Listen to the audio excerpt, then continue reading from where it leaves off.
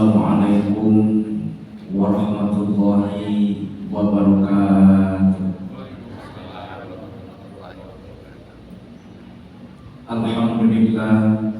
Alhamdulillahilladzi anzalal qur'ana fi syahri siyam syahrin amarna bis sholati wal qiyam wassalatu wassalamu ala khairil anam wa ala alihi wa ashabihi wa man tabi'ahum bi ihsanin ila akhiril ayyam, amma ba'd. Faqad qala Allah ta'ala fi kitabihil karim, a'udzu billahi minasy syaithanir rajim, bismillahirrahmanirrahim. Inna hadzal qur'ana lillati hiya aqwam wa yubashshirul mu'minina alladzina ya'maluna as-shalihat anna lahum ajran kabiran. Al-ayat. Wa qala Nabi sallallahu alaihi wasallam, iqra'ul qur'ana fa innahu ya'ti yaumal qiyamah syafi'an li ashabi. Al-hadis. Yang kami hormati seluruh jajaran pengurus DKM Masjid Agung Sumedang, yang kami hormati jamaah Masjid Agung Sumedang yang sama-sama hadir di tempat yang mulia ini. Pertama-tama dan yang paling utama, marilah kita panjatkan puja serta syukur kehadirat Allah Subhanahu wa taala bahwasannya di siang kali ini kita masih bisa berkumpul guna melaksanakan amal soleh, aktivitas di bulan suci Ramadan berupa sholat berjamaah dilanjutkan dengan kajian Islam. Salawat serta salam semoga tercurahkan selalu kepada junjungan alam, yakni Habibana wa Nabiyana wa Rasulana Muhammad sallallahu alaihi wasallam. Tak lupa kepada keluarga beliau, kepada sahabat beliau, sampai kepada kita yang berserta terhadap ajarannya hingga yaumul qiyamah. Hadirin wal hadirat, qaimin wal qaimat, shaimin wal shaimat yang dirahmati oleh Allah Subhanahu wa taala. Di hari yang ke-16, insyaallah kita masih dalam keadaan segar bugar, masih dalam keadaan sehat walafiat, dan juga bisa melaksanakan ibadah saum Ramadan dan juga bisa melaksanakan aktivitas lainnya. Semoga amal yang telah kita kerjakan, yang sedang kita kerjakan, dan yang akan kita kerjakan diterima oleh Allah Subhanahu wa taala. Hadirin wal hadirat rahimakumullah yang Allah muliakan, di bulan suci Ramadan merupakan bulan diturunkannya Al-Qur'an. Sebagian ulama ada yang berpendapat bahwa turun Al-Qur'an itu adalah pada malam 17. Sebagian ulama yang lain berpandangan bahwa turun Al-Qur'an itu pada malam Qadar, inna anzalnahu fi lailatul qadar. Kita ambil saja pendapat jumhur ulama bahwa turunnya Al-Quran itu pada malam 17. Insyaallah nuzulul Quran itu adalah pada malam nanti. Sedikit saya ingin memaparkan mengenai nuzulul Quran. Nuzul artinya adalah turun, Quran, Al-Quran. Al-Quran itu apa sih? Al-Quran itu adalah firman Allah yang diturunkan kepada baginda Nabi besar Muhammad sallallahu alaihi wasallam atas malaikat Jibril, dan harus dijadikan sebagai pedoman petunjuk dalam kehidupan manusia. Jadi Al-Quran itu adalah bukan firman manusia, bukan kalam manusia, tapi kalam makhluk. Kalam makhluk yang mana? Karena kalam Allah itu terbagi atas dua. Yang pertama kalam madlul, yang tidak ada suara, yang tidak ada huruf, itu adalah kalam yang qadim. Yang kedua kalam dal. Kalam dal itu ada suara, ada huruf, yaitu Al-Quran. Yang mana kalam dal itu merupakan salah satu petunjuk dan pedoman bagi segenap umat manusia.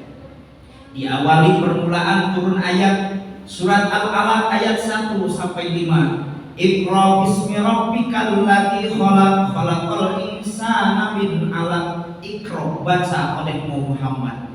Bismi rabbika, dengan menyebut nama Tuhanmu, Al-Khalaq, yang telah menciptakan. Ketika Nabi berada di Gua Hira, Maka datanglah Jibril. Jibril tersebut kepada Nabi menyampaikan harus membaca. Kata Nabi, ma'ana lahu biqari. Saya tidak bisa membaca, tidak bisa menulis, karena Nabi disebut dengan al-um. Di sana bisa diartikan bahwa iqra di sana harus bisa membaca, menganalisa situasi dan kondisi pada waktu itu. Karena umat manusia tidak mempunyai pedoman dan petunjuk sama sekali. Disebut dengan zaman jahiliyah, perjudian, pemabukan, kemudian pelacuran di mana-mana, karena umat manusia tidak mempunyai petunjuk. Maka turunnya Al-Quran yang pertama kali Iqra, baca oleh Muhammad pada waktu itu zaman manusia dalam keadaan jahiliyah. Hadirin rahimakumullah yang Allah muliakan, kemudian Al-Quran kalamdal tersebut diakhiri dengan ayat, yaitu ayat 2 surah Al-Imran. Al-yawma akmaltu lakum dinakum wa asmamtu alaikum nikmati wa raditu lakumul Islam dinan. Bukan berarti Allah sampai sekarang tidak berfirman, tapi Allah sampai kapanpun Allah tetap berfirman. Jangan ada keraguan lagi kepada Al-Quran, bahwa Al-Quran betul-betul benar-benar Al-Quran itu adalah bukan kalam makhluk, tapi kalam Allah Subhanahu wa Ta'ala. Al-Quran bukan bikinan Muhammad, akan tetapi Al-Quran adalah merupakan kalam yang suci. Hadirin rahimakumullah yang Allah muliakan, di dalam surah Al-Baqarah Allah berfirman, "Dzalikal kitabu la raiba fihi." Zalikal kitab, itu Al-Quran, la raiba fihi. Jangan ada keraguan lagi mengenai Al-Quran, kitab suci, kitab yang agung.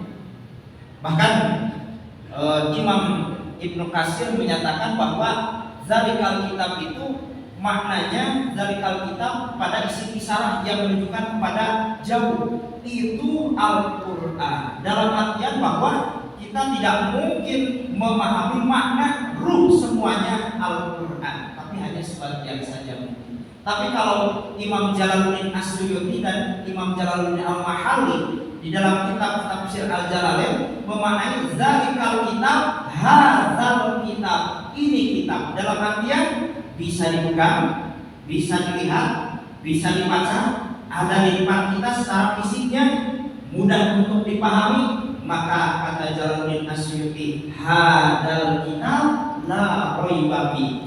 Kitab ini yang ada di hadapan kita, yang bisa dibeli, yang bisa dibaca, ini adalah betul-betul tidak ada keraguan di dalamnya. Maka oleh karena itu, kewajiban kita terhadap Al-Quran pertama sesuai dengan ayatnya, Iqra, baca Al-Quran. Bukan hanya saja dibeli, bukan hanya saja dipelajari, tapi Al-Quran harus dibaca. Apalagi ketika kita di bulan suci Ramadan. Iqra'ul Quran, kata Nabi, bacalah Al-Quran. Fa innahu ya'ti yaumal qiyamah. Niscaya nanti Al-Quran pada hari kiamat, syafi'an li ashabi, akan datang memberikan syafaat kepada siapa? Kepada orang yang membaca Al-Quran. Yang kedua, yaitu kewajiban kita terhadap Al-Quran apa? Iqlam, mempelajari Al-Quran, baik membacanya atau menafsirkannya. Yang ketiga, kewajiban kita terhadap Al-Quran itu adalah if'al. If'al itu adalah apa? Merealisasikannya dalam kehidupan sehari-hari, mengimplementasikannya, nilai-nilai dalam Al-Quran. Sehingga nilai-nilai Al-Quran inilah yang akan membawa keselamatan di dunia dan akhirat. Kalau petunjuk Al-Quran, kata petunjuk Al-Quran harus lurus, belok. Bagaikan kita mau berangkat kemana? Ke suatu tempat, ke Jakarta, harus harus mentaati petunjuk yang ada. Di mana di jalan ada rambu-rambu lalu lintas, maka harus taat terhadap rambu-rambu lalu lintas tersebut agar kita selamat sampai tujuan. Tapi kalau seseorang akan berangkat ke suatu tempat tidak mentaati, tidak patuh terhadap rambu-rambu lalu lintas, maka dimungkinkan ia akan celaka. dan juga mungkin bukan hanya saja celaka, tapi ia akan tersesat di perjalanannya. Hadirin rahimakumullah yang Allah muliakan, semoga kehadiran Al-Quran nanti di malam Nuzulul Quran tanggal 17 Ramadan, mari kita sama-sama untuk jadikan Al-Quran sebagai pedoman dan petunjuk yang hakiki dalam kehidupan keseharian agar kita selamat dunia dan akhirat. Demikianlah yang dapat saya sampaikan. Mohon maaf apabila ada kata-kata yang kurang berkenan di hati. Wal afu minkum, hadanallahu wa iyyakum minal ajmain. Wassalamualaikum warahmatullahi wabarakatuh.